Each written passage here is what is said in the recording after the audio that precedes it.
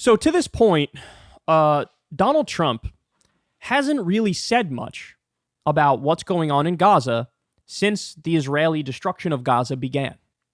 He hasn't said much. I mean, in the wake of October 7th, he said some stuff about October 7th, but he's largely been silent.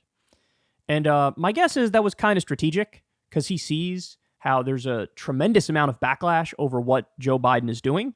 And Joe Biden is losing a lot of his own base because of what he's doing here. This is what the uncommitted vote campaign is about. But thankfully, we got a moment here where Trump was asked on the record, hey, what do you think about what's going on there? And then what Trump does is removes any doubt whatsoever about whether or not, and I can't believe I still hear this argument to this day, he's an anti-war candidate. I still hear people say, oh, anti-war, Trump is anti-war, he's the peace candidate. If you believe that, you're simply not going based off the record, not going based off his actions, not going based off what he says. Okay? It's inconceivable to call him anti-war. So now you're going to get a sense of what his position is on Israel and Gaza, and guess what? It's hideous. Can we talk about your policies for a second? As you know, this president of the United States, when it comes to Israel, is getting protested. Now he seems to be turning on Israel. But the non-committed vote that Biden's getting, they're not going to like you either because you are firmly in Israel's camp, correct? Are you on board with the way the IDF is taking the fight in Gaza? You've got to finish the problem. Asked if he's on board with what the IDF is doing in Gaza, he says, quote, you got to finish the problem. So, Don, are you talking about, say, a final solution? You need a final solution? The way the IDF is taking the fight in Gaza?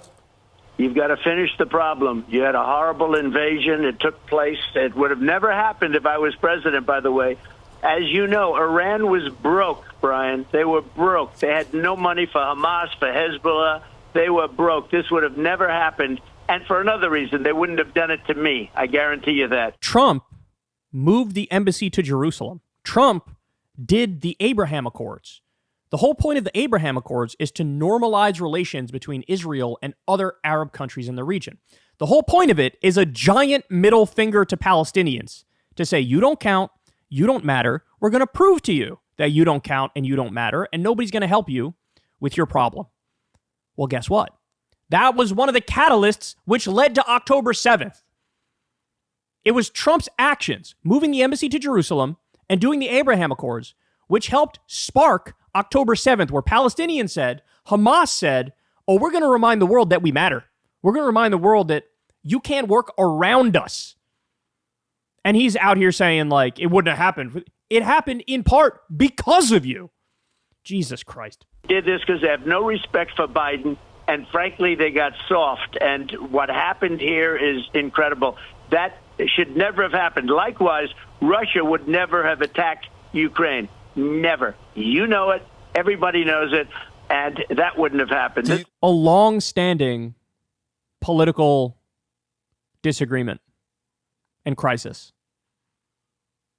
I mean, Vladimir Putin literally said in his speech when he announced the invasion, he said, effectively, we don't think Ukraine is a real country. We want to reconstitute effectively what was the Russian Empire. It's a fake country. It's ours.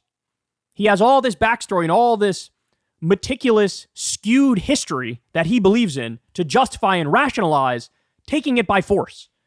And you think that you get to override all of that? God, he has one move.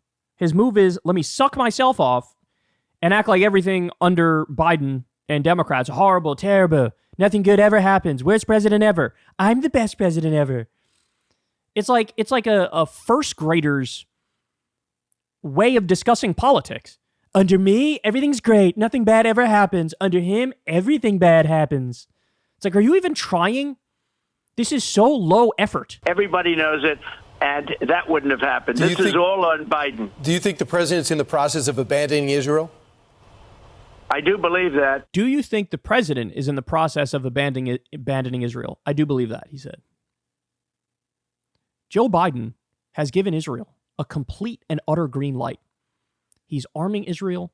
He's funding Israel. He's protecting them at the UN from any semblance of any condemnation whatsoever. The problem with Joe Biden is he's far too sycophantic to Netanyahu and the Israeli government and the extreme psychopaths who are trying to resettle Gaza and ethnically cleanse the Palestinians. And Trump flips it. Yeah, Biden's too weak. He's not pro-Israel enough. This is his argument. You gonna say this guy's anti-war? My ass cheeks, man. Holy shit. Do you think the president's in the process of abandoning Israel?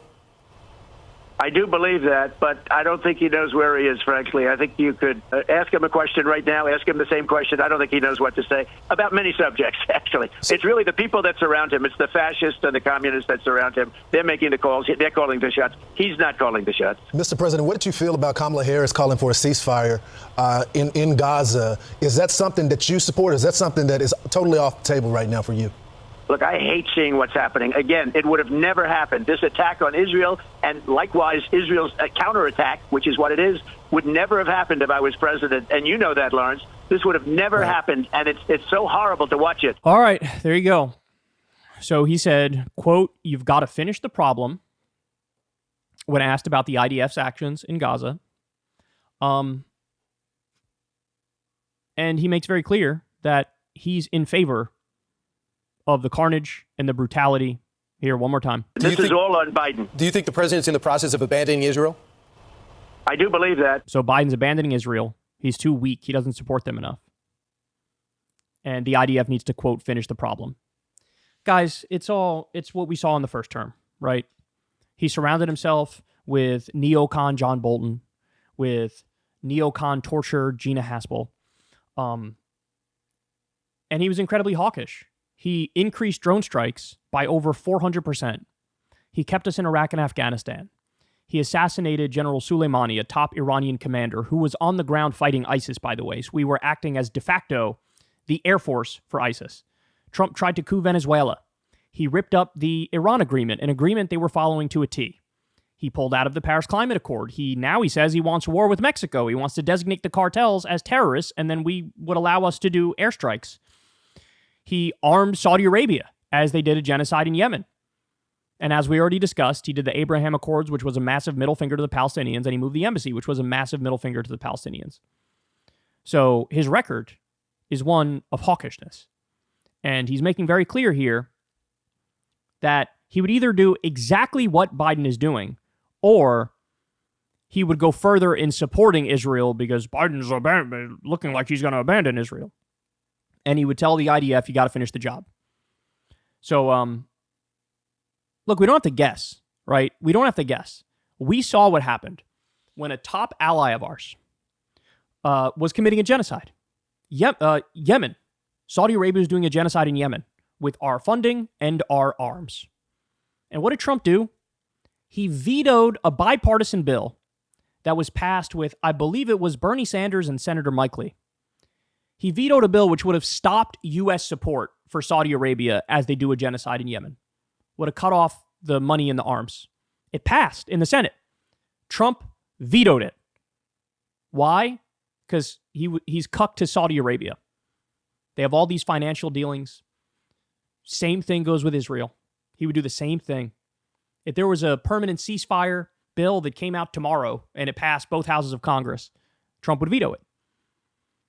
It's a very, very similar circumstance to how he acted vis-a-vis Yemen and Saudi Arabia. And look, he's telling you in no uncertain terms.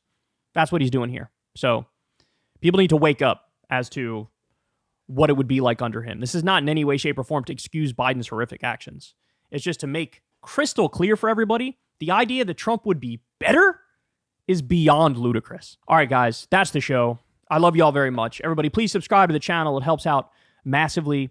You could also click that bell icon so that you get a notification every time a video drops. You can click that like button, leave a comment, all that fun stuff. Thank you to everybody who supports this show on Patreon. We couldn't do it without you. That link is below, or you could tip with the thanks button on YouTube.